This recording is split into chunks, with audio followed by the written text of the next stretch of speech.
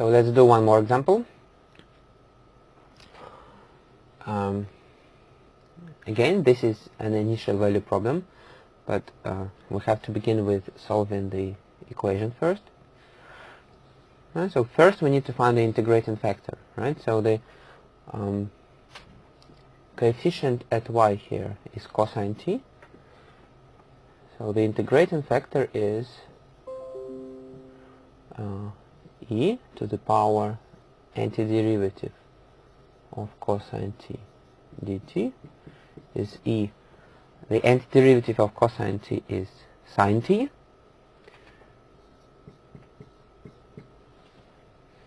So we get e to the sine t.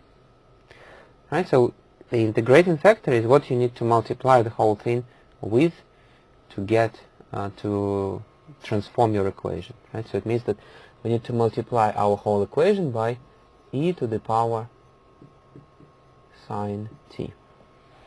Right, so by doing it, we will get e to the sine t times y prime plus e to the sine t times cosine t times y equals e to the power 2t,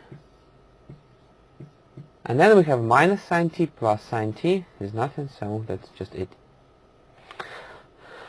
Okay, great. Now, as the according to the method, the left hand side should be e to the power sine t, which is our integrating factor, times y, everything prime. Is it correct? Well, actually, yes. If you try to differentiate the product, then you will get e to the sine t times y prime, that's the first sum, times y, multiplied by the derivative of e to the sine t, which is exactly e to the sine t times cosine t, equals to e to the 2t. But then it means that e to the sine t times y is the antiderivative of e to the 2t. So let me write it. E to the sine t times y is actually the antiderivative of e to the 2t dt, which is, what is it? 1/2 e to the 2t plus constant. So therefore, y. By the way, we could have found the constant here, but for linear equations, it doesn't really matter whether you do it now or you do it later. So let me just, to demonstrate that it does matter, let me do it later.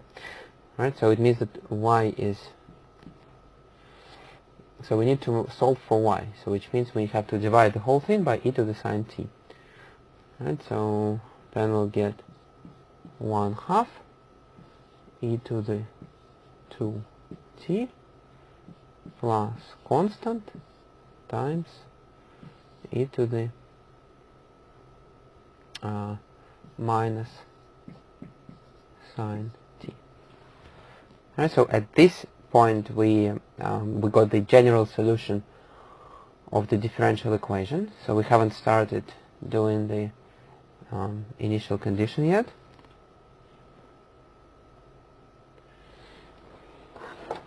So in order to solve for c, we need to apply the initial condition. So let me write y again equals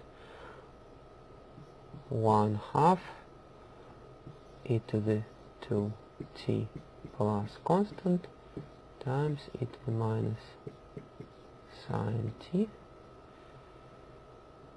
Yeah. So that's the general solution. Then we need to make use of the initial condition. Y of 0 is 7.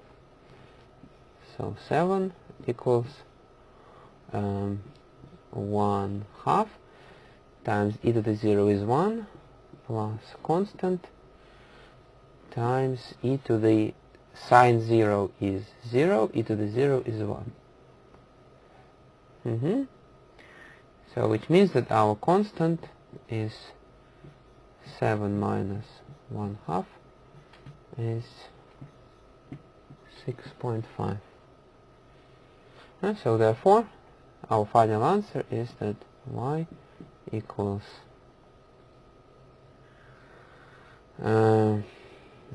how should I write it? Okay, e to the 2t plus 13 over 2 e to the, so because 13 over 2 is 6.5, is 6.5 minus sine t.